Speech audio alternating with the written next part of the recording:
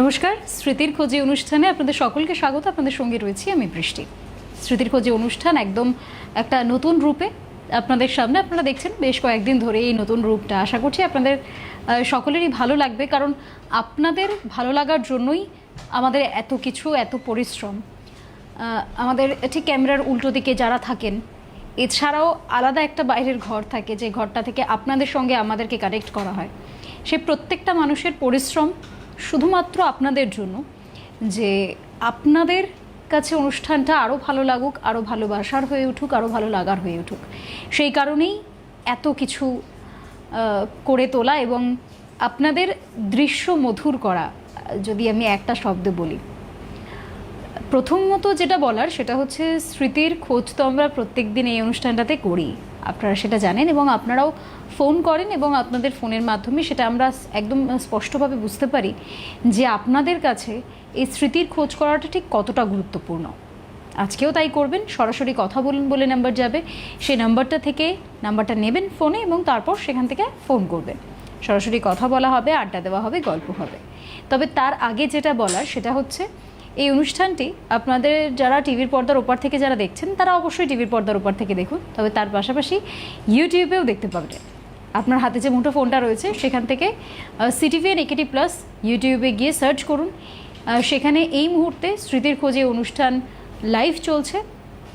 পরবর্তীতে এই অনুষ্ঠানটা আমরা ভিডিও ফরম্যাটেও দেব, সেটাও আপনারা দেখতে পারেন। তবে অবশ্যই সিটিভিএন একেটি প্লাসকে সাবস্ক্রাইব করবেন, যাতে স্মৃতির খোঁজে অনুষ্ঠান যখন পোস্ট হবে এবং আপনার অন্যান্য প্রিয় অনুষ্ঠানগুলো যখন পোস্ট হবে তখন তার ফার্স্ট নোটিফিকেশনটা যেন আপনার কাছে পৌঁছে যায়। বেশ, এবার এটা হচ্ছে ইনফরমেশন আপনাদের সকলের জন্য, যাতে স্মৃতির খোঁজে অনুষ্ঠানটা আপনারা আরও বেশি করে দেখতে পারেন, আরও অন্যান্য উপায়তেও দেখতে পারেন। অনেক সময় হতেই পারে এই বিকেল 4টের সময় ব্যস্ততা থাকতেই পারে, তার মাঝখানে আপনার দেখা নাই হতে পারে। তাই আপনাদের কাছে সহজলভ্য করে তোলা অনুষ্ঠানটাকে, যেখানে আপনারা খুব সহজে অনুষ্ঠানটাকে একদম হাতের মুঠোতে পেয়ে যাবেন, সেই কারণেই বলা। এবার যে কথাটা আমি প্রত্যেকদিন বলি অনুষ্ঠান শুরুর সময়, যে এখানে আমরা ফ্রি টকিং করি। মানে এটা এমন কোনো অনুষ্ঠান নয় যেখানে আমাকে একেবারে গুরুগম্ভীর ভাব নিয়ে বসে বা বিশাল কিছু খবরাখবর নিয়ে বসে আপনাদের সাথে কথা বলতে হবে। অনুষ্ঠানটা একেবারেই সেরকম নয়। কারণ মানে আমাদেরকে যখন অনুষ্ঠানটা সম্পর্কে বলা হয়েছিল তখন একেবারে নিখাত এটাই বলা হয়েছিল যে আমরা আপনাদের সঙ্গে সরাসরি কথা বলবো,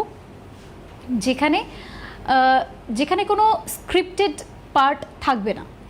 একদম একটা র কনভারসেশন হবে, যে কনভারসেশনের মাধ্যমে দুটো মানুষের সাথে কথা বলবে। তবে এর মাঝখানেও দেখুন, একটা অনুষ্ঠান যখন, সেখানে তো ছোট বড় কিছু ইনফরমেশন থাকতেই লাগে। তাই আমি আজকের দিন সম্পর্কে আপনাদের একটা বিশেষ তথ্য দেব। তবে তার আগে এই মুহূর্তে আমাদের সঙ্গে টেলিফোন লাইনে একজন বন্ধু রয়েছেন, তার সঙ্গে কথা বলে নিই, তারপর আমি আমার বাকি কথা এগোচ্ছি। যিনি রয়েছেন টেলিফোন লাইনে। হ্যালো, কে বলছেন, কোথা থেকে বলছেন? হ্যালো, আমি রাজগঞ্জ থেকে ভারতী সরকার বলছি। নমস্কার, বলুন কেমন আছেন? আছি, ভালো আছি। তুমি ভালো আছো তো? হ্যাঁ, আমি বেশ ভালো আছি। এবার বলুন, কি আছে আপনার কাছে আপনার স্মৃতির ঝুলিতে? আমার স্মৃতি বলতে ধরো গতকাল শ্যামাপ্রসাদ জন্মদিন গেছে। আর 1 জুলাই গেছে ডক্টর বিধানচন্দ্র রায়ের জন্মদিন। হ্যাঁ।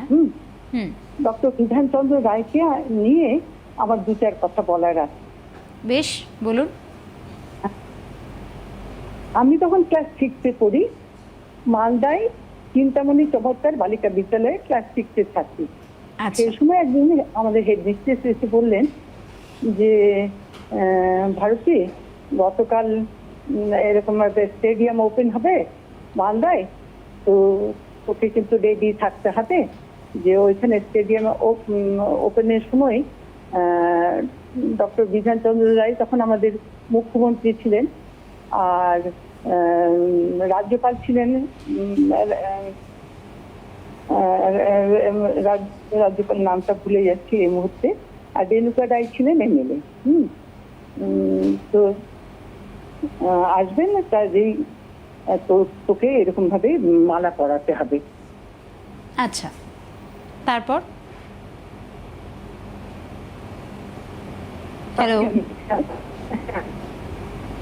হ্যালো,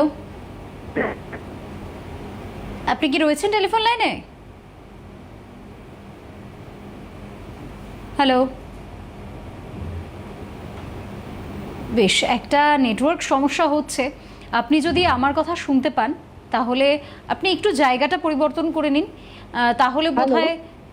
হ্যালো, হ্যাঁ হ্যাঁ এবার শোনা যাচ্ছে, আপনি একটু জোরে কথা বলুন। আচ্ছা, ও রাজ্যপালের নাম ছিল পদ্মজা নাইডু, হ্যাঁ, আচ্ছা। আর মুখ্যমন্ত্রী ছিলেন ডক্টর বিধানচন্দ্র রায়। আচ্ছা, আর আমাদের মালদার এমএলএ ছিলেন রেণুকা রায়। তো ওকে। তাদের মালা পরাবার জন্য হেডমিস্ট্রেস বললেন। হুম তো আমি তো পরের দিন যথারীতি গেলাম স্টেডিয়ামে। স্টেডিয়ামে গিয়ে ডক্টর বিধানচন্দ্র রায়কে, পদ্মজা নাইডু এবং রেণুকা রায় তিনজনকে মালা পরালাম। হুম বিধান তাকে প্রণাম করলাম। ডক্টর বিধানচন্দ্র রায় বললেন, জীবনে প্রতিষ্ঠিত হও। তো যাই হোক বলে আশীর্বাদ করলেন। এখন আমি জীবনে কতটা প্রতিষ্ঠিত হতে পেরেছি জানি না, আমি একটা হায়ার সেকেন্ডারি স্কুলের হিস্ট্রি টিচার ছিলাম। হুম যাই হোক সেটা হলো। তারপরেও আমাদের না প্রায় মালদাতে, মালদাতে আমার বাবা ছিলেন ডিস্ট্রিক্ট কংগ্রেসের ডিস্ট্রিক্ট প্রেসিডেন্ট ছিলেন। আচ্ছা। হ্যাঁ, যেমন ধরুন লাল বাহাদুর শাস্ত্রী, ইউএন ভেগর, এরা যখন এসছেন মালদাতে, তখন ওই মালদাতে একটু স্মার্ট বাচ্চাদেরকে বলা হতো যে মালা টালা পরানোর জন্য আমাদের ডাক করতো, আমাদের দুই বোনে ডাক করতো, আমরা যেতাম। গিয়ে মালা পরিয়েছি, এরকম তাবৎ অনেক নেতাদেরকে আমরা মালা পরিয়েছি, তাদের পায়ে হাত দিয়ে প্রণাম করেছি। আর ডক্টর বিধানচন্দ্র রায়ের একটা ঘটনা আছে, যে ঘটনাটা আমি বলবো। উনি তো ভারত সেবাশ্রম সংঘের প্রতিষ্ঠাতা প্রণবানন্দজিরও সেই সময় চিকিৎসা করেছেন। তারপরে গিয়ে আরো অনেকেরই যেমন শ্যামাপ্রসাদ মুখোপাধ্যায়েরও চিকিৎসা করেছেন। এবং শ্যামাপ্রসাদ মুখার্জি যখন মারা গেলেন ভুল চিকিৎসাতে, তো উনি শুধু তো ডক্টর বিধানচন্দ্র রায় ছিলেন না, অনেক ডাক্তারই ছিল। তখন ডক্টর শ্যামাপ্রসাদ মুখার্জির মা বলেছিলেন, বিধান তুই থাকতে ছেলে তো ভুল চিকিৎসায় মারা গেল। তো সেটা এখন অনেক ডাক্তারের টিম ছিল, তার চিকিৎসায় কি হয়েছে সেটা বলা কঠিন। আমার মতো ব্যক্তিরা তার সমালোচনা করতে পারে না। তো আমার মামা তো বোনের একটা ঘটনা বলি, যে আমার মামা তখন মালদা রায়গঞ্জ কলকাতা মেডিকেল কলেজের টিবি স্পেশালিস্ট ছিল। তো তার মেয়ে খুব অসুস্থ, আর কিন্তু মেয়ে খুব ভালো আবৃত্তি করতো। তো মেয়েকে ওই সকালবেলা তখন রেডিওতে হতো শিশু মহল, ইন্দিরা দি পরিচালনা করতেন। আচ্ছা। তো সেই শিশু মহলে ও আবৃত্তিতে অডিশন দিয়ে মানে সিলেক্টেড হয়েছে আবৃত্তি বলার জন্য। তখন ও সমানে বলছে, বাবা কবে আমি শিশু মহলে আমি আবৃত্তি বলতে যাব, কবে আমি আবৃত্তি বলতে যাব। আমার তখন বললেন যে ঠিক আছে, তুই তো অসুস্থ, ঠিক আছে, একটু সুস্থ হলেই তোকে নিয়ে যাব। তারপরে মামা তখন বিধানচন্দ্র রায়ের কাছে গিয়েছেন, গিয়ে দেখালেন। তখন মামাকে ডক্টর বিধানচন্দ্র রায় বললেন যে এরকম ভাবে বিভূতি, আমার মামার নাম ছিল ডক্টর বিভূতিভূষণ সরকার। তো বলে, বিভূতি তোমার মেয়ের তো ব্লাড ক্যান্সার হয়েছে, এর তো এখনো ঠিক মতো চিকিৎসা বেরোয়নি, তাহলে এখন দিন গোনা ছাড়া কোনো উপায় নেই। তো সেইটার জন্য তারপরে তো মামা মর্মাহত হয়ে বাড়ি ফিরে এলেন এবং সবাইকে বললেন। একমাত্র ওই বাচ্চাটাকে ছাড়া সকলকে বলা হয়েছে। আমরা সবাই মানে খুব মন খারাপ যে এইরকম একটা ঘটনা। আর ডক্টর বিধানচন্দ্র রায় তখন ধন্বন্তরী ডাক্তার, উনি যখন বলেছেন যে ব্লাড ক্যান্সার হয়েছে আর এর চিকিৎসা নেই, তখন তো আর অন্য কোনো কথাই হয় না। তো আমরা সবাই দিন গুনছি এরকম ভাবে। ঠিক ওই যেদিন মানে শিশু মহলের আবৃত্তি করার দিন, সেই দিন ও সকাল থেকে কিরকম নিস্তেজ হয়ে পড়ছে। এবং তারপরে সে কি করলো, শিশু মহলের আবৃত্তিতে যখন ওর নাম ডাকা হচ্ছে, কিন্তু সে আর নেই, উপস্থিত থাকতে পারলো না এবং চিরতরে সে চলে গেছে। এই হচ্ছে গিয়ে একটা দুঃখজনক ঘটনা, যেটা ডক্টর বিধানচন্দ্র রায়ের কে নিয়ে বলা, এবং বিধানচন্দ্র রায়কে আমি নিজে দেখেছি। সেইটাও আমার একটা মনের মধ্যে খুব একটা আপ্লুত ভাব আছে যে তাকে দেখেছি, তার পায়ে হাত দিয়ে প্রণাম করেছি। তো তার জন্মদিনে আমার মানে তার জন্মদিন উপলক্ষে আমি এই কথাটা আমি শেয়ার করলাম। বেশ, ঠিক আছে। এর থেকে বড় বিষয় বোধহয় আর কিছু মানে হওয়ার নয়। ডক্টর বিধানচন্দ্র রায়, তাকে স্পর্শ করতে পারা, তার আশীর্বাদ ধন্য হওয়া, অন্য অনেক ঘটনাই রয়েছে যেগুলো আপনি বললেন, সেইগুলো হয়তো অনেকটাই মর্মাহত, অনেকটাই আঘাত দেবে এমন ঘটনা, কিন্তু তার মধ্যেও বোধহয় এইটুকুই ভালো। বেশ, আপনি অনেক ভালো থাকুন। ভালো লাগলো আপনার এই পুরনো স্মৃতিগুলো যখন আপনি স্মরণ করলেন, আর আমরাও শুনলাম সেগুলো, এবং আশেপাশের যারা যারা শুনছেন আমাদের ঠিক উল্টো দিকে টেলিভিশনের, আমাদের আরও যারা বন্ধুরা তারাও শুনলেন। আশা করছি প্রত্যেকের কাছেই এই স্মৃতি একটা বিষম বস্তু। তার কারণ একটা জিনিস ভেবে দেখবেন তো, মানে যখন আমরা স্মৃতিচারণ করি, সেই স্মৃতিচারণের সময় কিন্তু যদি দুঃখের স্মৃতি হয়, বর্তমান সময়ে দাঁড়িয়ে কিন্তু আমাদের একটু হাসি আসে ঠোঁটের কোণায়, কিন্তু ঠিক উল্টোটাও আবার হয়। পুরনো স্মৃতিটাই যদি খুব সুখের হয়, তাহলে কিন্তু এই সময় দাঁড়িয়ে, মানে যখন আমি এটাকে মনে করার চেষ্টা করছি, তখন কিন্তু চোখের কোণাটায় জলটাও আসে। এটা নিয়েও আমরা আলোচনা করব। তবে এই মুহূর্তে আরও একজন বন্ধু রয়েছেন আমাদের সঙ্গে টেলিফোন লাইনে। হ্যালো, কে বলছেন, কোথা থেকে বলছেন? হ্যালো, আমি মাধবী জানা বলছি, মেদিনীপুর থেকে। নমস্কার, বলুন, কেমন আছেন? হ্যাঁ, ভালো আছি। তারপর এখনো বেঁচে আছি, মানে বেঁচে থাকার কথা ছিল না, কিন্তু বেঁচে আছি, এটাই আপনাদের সাথে কথা বলতে পারছি। কেন এটা কেন বলছেন, মানে বেঁচে থাকার কথা ছিল না এমন কেন? হ্যাঁ, সেইটাই বলবো আর কি। বেশ। তো 2012 সালে আমরা পুরী বেড়াতে গেছিলাম। আমি একটু যদি জোরে কথা বলেন ভালো হয়। 2012 সালে, তারপর? পুরী বেড়াতে গেছিলাম, পুরী জগন্নাথ মন্দির, পুরী। আচ্ছা, পুরীর জগন্নাথ মন্দির, আচ্ছা। হ্যাঁ, ওখানে বেড়াতে গেছিলাম। তো আমাদের সঙ্গী সাথীরা ছিল, আর আমার মেয়ে তখন 3 বছর বয়স। আর আমার মেয়েকে নিয়ে সবাই মিলে আমরা সমুদ্রে স্নান করতে গেছিলাম। আচ্ছা। সমুদ্রে স্নান করতে যে অনেকক্ষণ আমরা তিনজনে একটু করছি, তবে বাচ্চাটাকে আবার উপরে একটু বসিয়ে সে বালি নিয়ে খেলছে। আর আমাদের সাথে যারা গেছিল তাদেরকে বললাম একটু বাচ্চাটাকে লক্ষ্য রাখতে। আর আমি আর হাসবেন্ড একটু মানে নেমেছি আর কি, মানে সমুদ্রে একটু আস্তে আস্তে করে একটু একটু করে নেমে দুজনে। আমার ভয় লাগছে দূরে যেতে, কেননা আমি সাঁতার জানি না, আর হাজবেন্ড সাঁতার জানে কিন্তু আমি জানি না। তবুও সে বলছে চলো, আমি তো আছি, অসুবিধা কিছু নেই বলে একটু একটু করে দূরে আমাকে নিয়ে যাচ্ছে। হঠাৎ করে চোরা বালিতে আমার পা পড়ে গেছে, মানে আমি আর পায়ের তলায় বাড়ি পাচ্ছি না, জল খুঁজে পাচ্ছি না। এরকম হঠাৎ করে আমি ডুবে গেছি তখন। আর ডুবে দিয়ে আমার তখন এবার খুব শ্বাসকষ্ট হচ্ছে, একটুখানি জলও খেয়ে নিয়েছি। কিন্তু আমার হাজবেন্ড সাঁতার জানে, সে হচ্ছে মানে সে বডিটা ভাসিয়ে দিয়েছে, তার নিজের বডিটা। কিন্তু সে বুঝতে পেরেছে আমি তো সাঁতার জানি না আর আমি ডুবে গেছি। সে তখন সেই মুহূর্তে সে মানে বডিটা ফাঁসি দিয়ে জল থেকে দেখছে যে তার বাচ্চা মেয়েটা এখনো বালি নিয়ে খেলছে, আর তার মা মানে ডুবে গেছে, এবার যে কোনো মুহূর্তে মানে কিছু একটা ঘটনা ঘটে যেতে পারে। সে এই সিচুয়েশনে পড়ে আছে, এরকম হাজবেন্ড এরকম দেখছে আর কি, যে ছোট্ট মেয়েটার কাছে তার মা তো ডুবে গেছে, যে কোনো মুহূর্তে মারা যেতেও পারে এমন অবস্থায়। কি করবে সে? হঠাৎ করে সমুদ্রের ঢেউ তো অনেকবারই আসে সঙ্গে সঙ্গে পরপর। তারপরে সে একটা বুদ্ধি করে আমাকে একটুখানি ঠেলে দিয়েছিল, আর সেই সময় সমুদ্রের ঢেউটা আসছে যেটা দেখে আমাকে একটুখানি ঠেলে দিয়েছে। একটু ঠেলে দিতে আমি পায়ে বালিটা পেয়ে গেছি, দিয়ে কোনো রকমে হাঁপাতে উপরে উঠে এসেছি বালির কাছে, দিয়ে মেয়েকে জড়িয়ে ধরলাম, যে মানে কোনো রকমে মানে মরতে বেঁচে গেছি আর কি। দিয়ে আমরা সঙ্গে সঙ্গে তারপর দিন সকালে পুরী ছেড়ে ভয় কারণ দেখছি, আর পুরী যাইনি।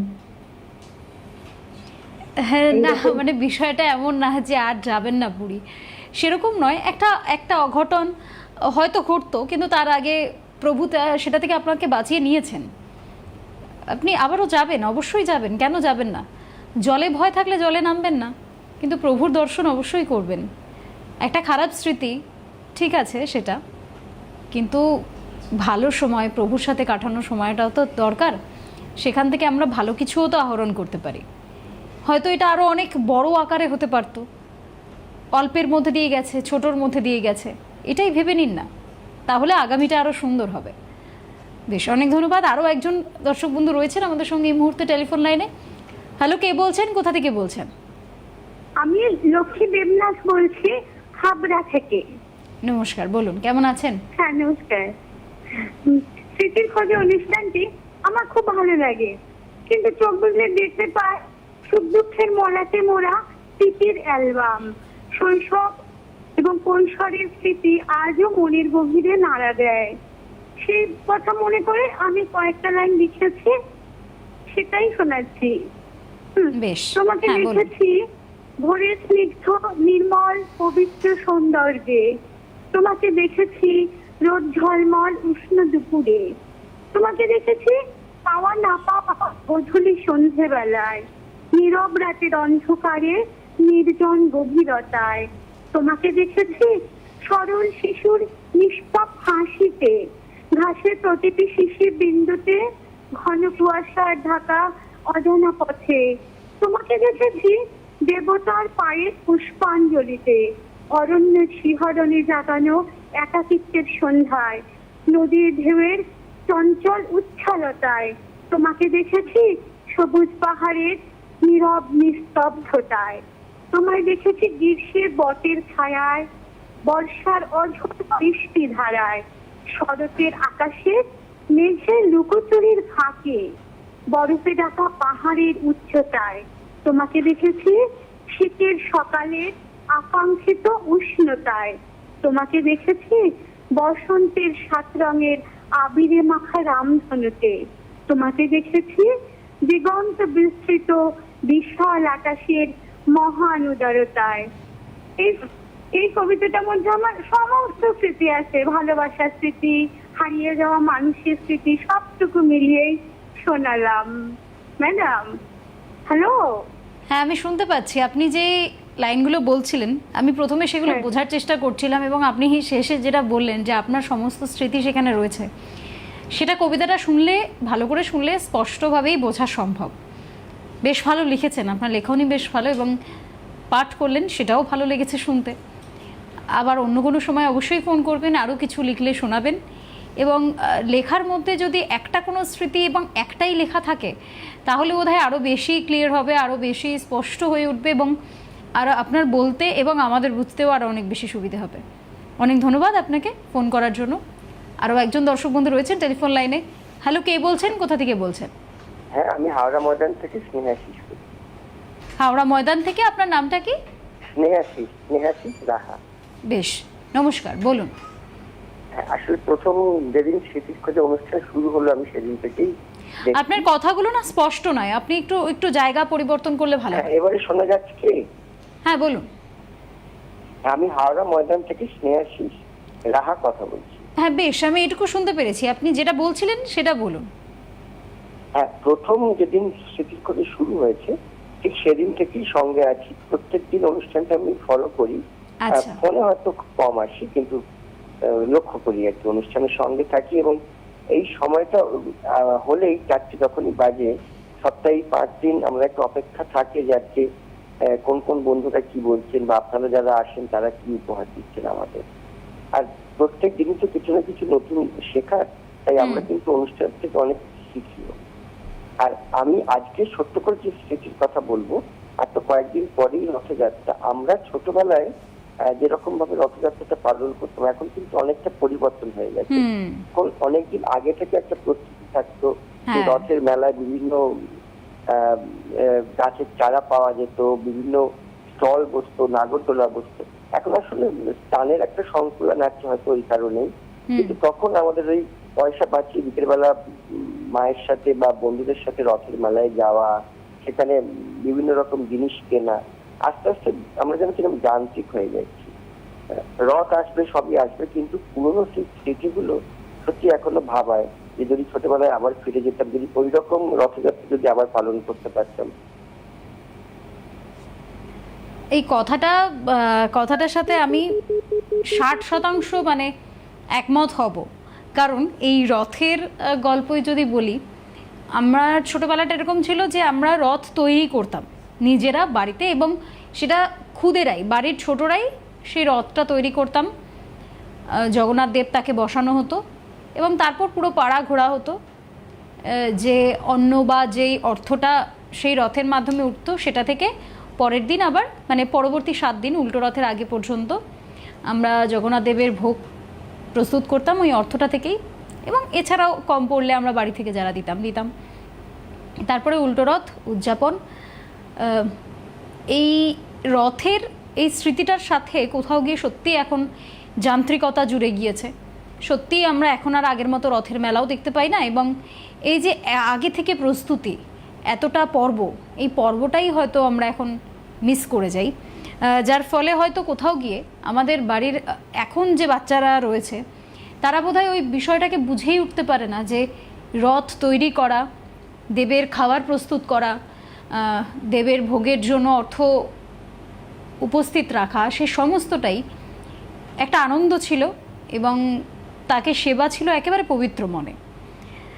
আজকের অনুষ্ঠানে আমি শুরুতেই যেটা আমি আর বলছিলাম যে একটা তথ্য আমি দিতে চাই, মানে এই যে 7ই জুলাই যে দিনটাতে আজকের আমাদের অনুষ্ঠান হচ্ছে, আমরা সবসময় তো স্মৃতির খোঁজ করছি এই অনুষ্ঠানটার মাধ্যমে, তাই কোথাও গিয়ে স্মৃতির সাথে একটা ছোট্ট করে কিন্তু ইতিহাসও থাকে।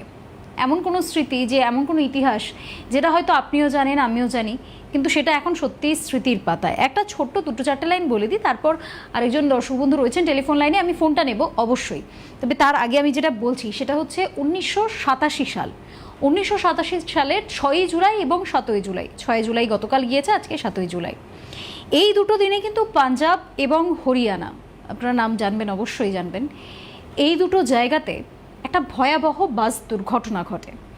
আমি এটাকে বাস দুর্ঘটনা বলছি, কিন্তু এখানে জঙ্গিদের একটা হামলার ঘটনা রয়েছে, যার ফলে সেই সময় 72 জনের মৃত্যুর ঘটনা ঘটেছিল। এই দুটো দিনের আরও বিস্তারিত ছোটো ছোটো টুকরো করে ইতিহাস আমি বলবো, তবে তার আগে যিনি দর্শক বন্ধু রয়েছেন আমি তার কাছে আগে যাই, তার সঙ্গে একটু কথা বলে নিই, তারপর আবার এই দুটো দিনের তথ্য আমি আপনাদেরকে পেশ করবো আপনাদের সামনে। যিনি টেলিফোন লাইনে রয়েছেন, হ্যালো, কে বলছেন, কোথা থেকে বলছেন?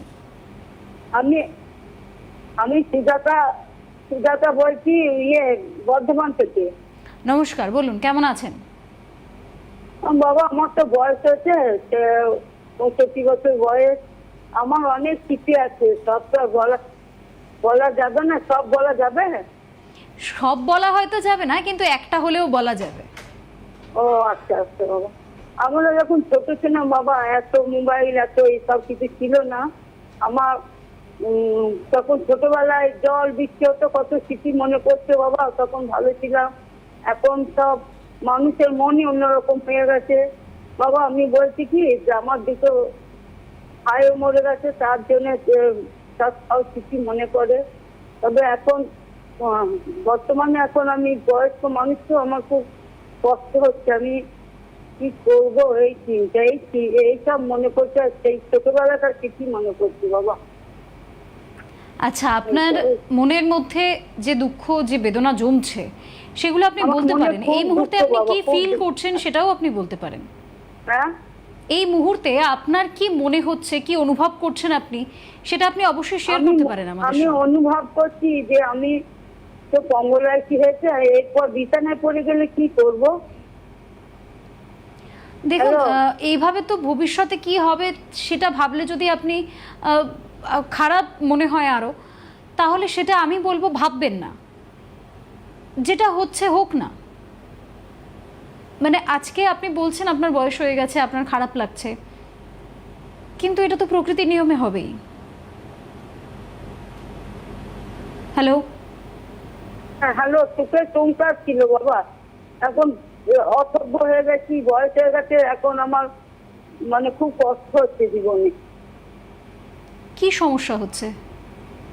হ্যালো, হ্যালো, আপনার কথা শোনা যাচ্ছে, বলুন কি শোনা সমস্যা যাচ্ছে হচ্ছে? না? হ্যাঁ শোনা যাচ্ছে, আপনি বলুন কি সমস্যা হচ্ছে। ওই যে বললাম বাবা, আমি কি মানে সমস্যা কি, আমার ওই আগেকার চিকিৎসা মনে পড়ছে, এইটাই। যেটা মনে পড়ছে সেটা বলুন। যেটা মনে পড়ছে, হ্যাঁ, কি মনে আমি পড়ছে আর- সেটা বলুন। মনে পড়ছে যে আমার বাপের বাড়ি গ্রাম ছিল, ওখানে যেতে পারছি না, এটাই একটু চিন্তা। বেশ, আমি একটা কথা একটু বলতে চাই। আপনি ফোন করলেন, অনেক ধন্যবাদ যে আপনার এতটা বয়স হয়ে গিয়েছে এবং তা সত্ত্বেও আপনি আপনাদের অনুষ্ঠান দেখছেন এবং সেখান থেকে নাম্বারটা নিয়ে ফোন করেছেন। এতটা করার জন্য আপনাকে অনেক ধন্যবাদ। কিন্তু একটা জিনিস সেটা হচ্ছে বয়স হওয়া বা ভবিষ্যতে আমি যদি অথর্ব হয়ে যাই কি হবে, ভাববেন না এগুলো। কারণ কি হবে কি হবে না আমরা তো কেউই জানি না, তাই না? ভাববেন না। তাই প্রত্যেকটা দিন যেভাবে এগোচ্ছে এগোক, যতটুকু এগোনো যায় এগোবো আমরা প্রত্যেকেই। আর আমাদের অনুষ্ঠান তো রয়েছেই, আপনারা ফোন করুন, আপনাদের মনের যত দুঃখ কষ্ট যেটা থাকছে সেটা শেয়ার করুন আমাদের সঙ্গে।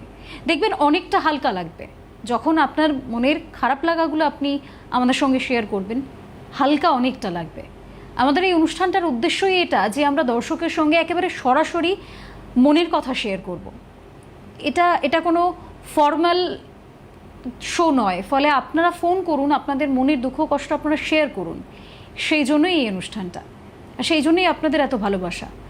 আপনি ফোন করেছেন, আপনার এই ফোনটার জন্য আমি কৃতজ্ঞ আপনার কাছে। আচ্ছা, এবার হচ্ছে আমি যেহেতু আমাকেও কিছু বলতে হবে, তো আমারও একটা কিছু তো বলা লাগবে। এবার সবসময় স্মৃতি বলতে তো একটা ইতিহাসও থাকে। সেই স্মৃতির মধ্যে থেকে আমি একটা ইতিহাসের টুকরো আপনাদের সামনে রাখতে চাইছি। সেটা হচ্ছে এই যে একটু আগেই বলছিলাম 1987 সালের এই 6 জুলাই এবং 7ই জুলাইয়ের ঘটনা, যেখানে বাস দুর্ঘটনা, পাঞ্জাব এবং হরিয়ানা, এখানে একটা জঙ্গি হামলা যার ফলে 72 জনের মৃত্যু। কিন্তু কি হয়েছিল ঘটনাটা? 6ই জুলাইয়ের ঘটনাটা আমি যদি বলি, 6ই জুলাই 1987, সেটা হচ্ছে পাঞ্জাবের মোহালি জেলা। সেখানে লালারুর কাছে একটা খালিস্তান কমান্ডো ফোর্সের জঙ্গিরা একটা বাসের ওপর হামলা চালায়। আর সেই হামলার ঘটনায় সেখানে 38 জন হিন্দু ধর্মাবলম্বী মানুষ ছিলেন। এই হিন্দু ধর্মাবলম্বী মানুষ যারা ছিলেন তারা কিন্তু সাধারণ মানুষ সেই সময় ছিলেন না, সেই সময় তারা তীর্থযাত্রী ছিলেন। 38 জন হিন্দু তীর্থযাত্রী। সেই জঙ্গিদের হামলার ঘটনায় সেই 38 জনের মৃত্যু তো হয়ই, এমনকি পরের দিন অর্থাৎ 7ই জুলাই, আজকের দিনটা, এই দিনটা ঠিক আগের ঘটনাটার অর্থাৎ গতকাল যদি আমি বলি 6ই জুলাই 1987 সালের, সেই দিনটা এবং 7ই জুলাইয়ের মাঝখানে 24 ঘন্টা অতিবাহিত হয়নি, তার মধ্যেই আরও একটা বাস ঘটনা হয় এবং সেই দুর্ঘটনায় সেই দিন ওই বাসে যাত্রী ছিলেন 34 জন। সব মিলিয়ে দুদিনে খালিস্তানি জঙ্গিরা তাদের হামলায় 72 জন হিন্দু তীর্থযাত্রীর মৃত্যু হয়।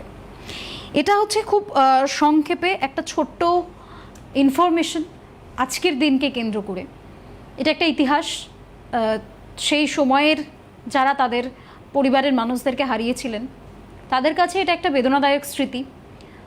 কিন্তু আমি শুরুর সময়ও যেটা বলছিলাম যে স্মৃতিটা বেদনাদায়ক, সেই স্মৃতিটা এখন মনে করলে আমাদের কষ্টের দিনগুলো তো পেরিয়েই যায়।